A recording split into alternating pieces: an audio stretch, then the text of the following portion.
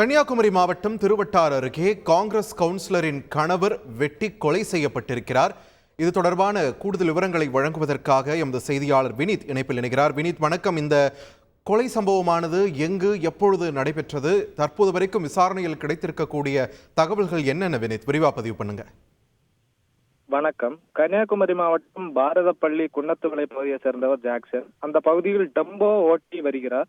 இவரது மனைவி உஷாராணி. இவர் திருவட்டார் பேரூராட்சி 10வது வார்டு காங்கிரஸ் கவுன்சிலராக உள்ளார். இவர்களுக்கு 2 மகள்கள் உள்ளனர். இந்த நிலையில் நேற்றிரவு ஜாக்சன் வீட்டின் அருகே நின்று கொண்டிருந்த போது அவருக்கு செல்போனில் ஒரு அழைப்பு வந்ததாக தெரிகிறது.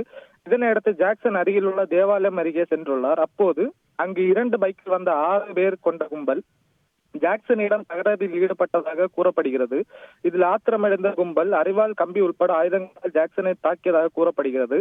ரத்த வெள்ளத்தில் சேர்ந்த ஜாக்சன் கூச்சலிட அந்த கும்பல் அங்கிருந்து தப்பி ஓடிவிட்டது. இதனையடுத்து அக்கம் பக்கத்தினர் ஜாக்சனை மீட்டு அருகில் உள்ள ஒரு தனியார் மருத்துவமனையில் கொண்டு சென்றனர். பின்னர் மேல் சிகிச்சைக்காக திருவனந்தபுரத்தில் உள்ள தனியார் மருத்துவமனைக்கு கொண்டு சென்றுள்ளனர். அங்கு சிகிச்சை பலனின்றி ஜாக்சன் உயிரிழந்துள்ளார். தகவலிருந்து அங்கு சென்ற திருவட்டார் காவல்நிலைய போலீசார் விசாரணை நடத்தியதில் ஜாக்சனை வெட்டியது வெள்ளாங்கோடு பகுதியை சேர்ந்த ராஜ்குமார் என்ற பிளாங்க் என்பதை தெரிய வந்துள்ளது. மேலும் 1 வருடத்துக்கு முன்பு ஜாக்சனுக்கும் ராஜ்குமாருக்கும் இடையே தகராறு நடந்ததாக கூறப்படுகிறது. இதனையடுத்து ஜாக்சன் வெட்டி கொலை செய்யப்பட்ட இடத்தில் சிசிடிவி காட்சிகள் உள்ளதா என போலீசார் அதனை தொடர்ந்து விசாரித்து வருகின்றனர். மேலும் குற்றவாளி ராஜ்குமார் தலைமறையில் இருப்பதாக கூறப்படுகிறது. அதனையும் போலீசார் விரைந்து விசாரித்து வருகின்றனர்.